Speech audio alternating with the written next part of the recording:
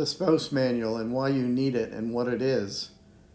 I've actually seen firsthand what can happen when one side of a marriage, one spouse or a partner, passes away, and that partner was the person who was solely responsible for the investment accounts, bank accounts, managing all of the different money products that the couple might own or have.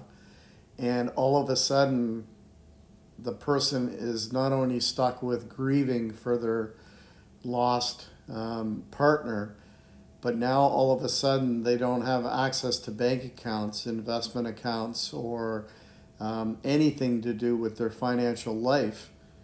And I've actually seen firsthand folks that had a partner pass away and actually couldn't even get money out of the bank to buy food for themselves because all the bank accounts were in the name of the other partner. The same with investment accounts and GICs, etc., etc.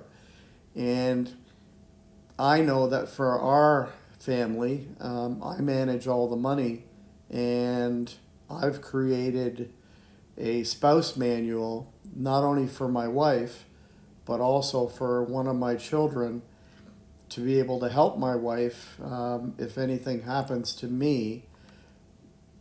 My son would be able to pitch in and access investment accounts, etc., in my name to help my wife sort things out.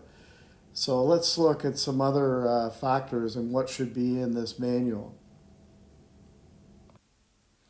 So what would be in the manual? Bank accounts and investment accounts, logins and passwords, secret questions and answers, location of the accounts, which bank or investment company, insurance policies, the policy holder, so which company holds that policy, policy numbers, policy type, login and password if it's accessible online, and again, secret questions that might be needed to access the account are also a good thing to have in this manual for sure. This manual could also be a digital manual. In my case, I have a digital password manager on my phone and my iPad and my laptop computer that the passwords to access these apps are also written down and in my safe and my safety deposit box. So you can be digital as well as manual. The subject of finances, in my humble opinion, are not discussed enough among couples and families to ensure the well-being of couples, especially in times of struggle or death. And having a document over and above a power of attorney, living will, and a will for your passing are vital for families. As the saying goes, make sure your affairs are in order to ensure the least amount of stress in the future for your family. Anyhow, thank you for watching. I hope you found this information to be valuable. I know that when I came up with the idea of a spouse manual a couple of years ago, it's something that you really don't think about, but you really want to make sure that you have these kinds of documents in place for the inevitable or in even times of stress like a pandemic, where all of a sudden your finances and your family are thrown into a crazy whirlpool of stress.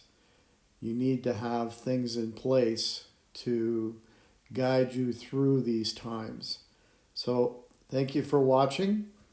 Please subscribe to my channel. I'd really appreciate it. Hit that like button as it helps my channel a lot, and I greatly appreciate that as well.